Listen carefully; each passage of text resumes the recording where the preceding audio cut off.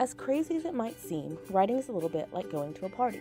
If you join a conversation, everything becomes a lot easier and more fun. To join a conversation, though, you have to do a few things. Let's take a quiz. You show up to a party at your friend's house. You made a fashionably late appearance, so by the time you get there, people are already there talking and having fun. Do you A, jump right into a conversation without figuring out what they're talking about first? Or do you B, wait until you know for sure what they're talking about before you start adding to the topic? Now, once you have figured out what the conversation is about, do you just repeat what your friends are saying? Or do you add something relevant and interesting that moves the conversation and keeps it going?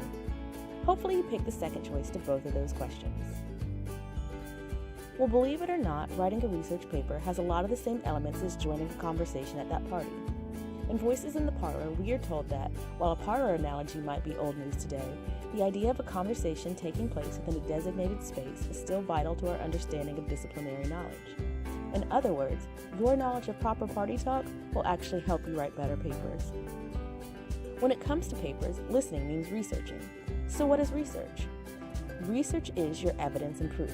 It's how you show your readers that this is a real issue that other people are talking about.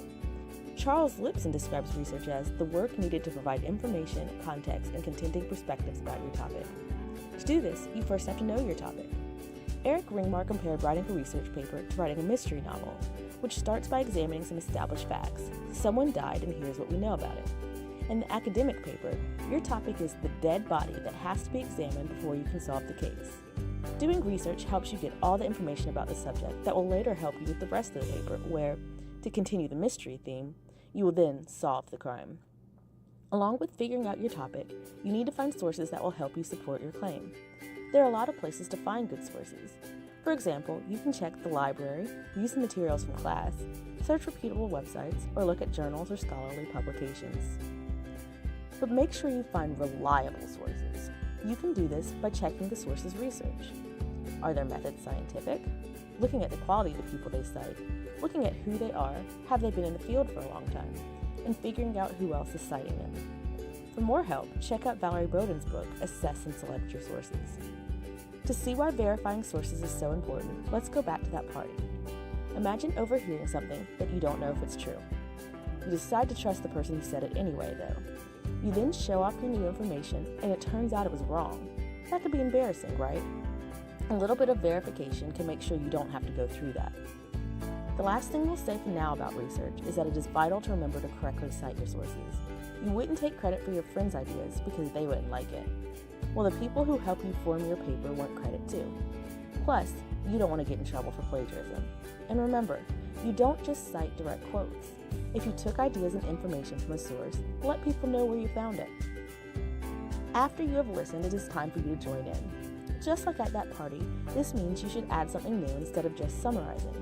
But in order to add something new, you need to understand your assignment, your topic, and what all the experts have been saying before you.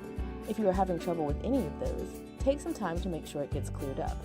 If you understand what you are talking about, it will be easy to think of something interesting to say. To help with this, pinpoint something specific that you find interesting about the subject and talk about that. Think of it like this. At that party, if you were talking about a new movie that came out, would you say something vague like, I liked it? Or would you say something specific like, the part where they blew up the building had the best explosion I've ever seen? If you had to keep talking about the subject, which would you find easier to support and prove? Finally, if you have freedom to pick your subject, make sure you pick something that actually fascinates you. Let's go back to that party. When you showed up, there were a couple of groups of your friends having different conversations. You listen to the first for a second, and they talk about things you don't know anything about or don't care about. You listen to the next conversation. They are talking about something you know and enjoy. Which conversation would you like to join?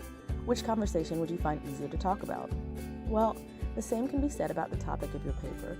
The more you like and understand it, the better you'll be able to write about it.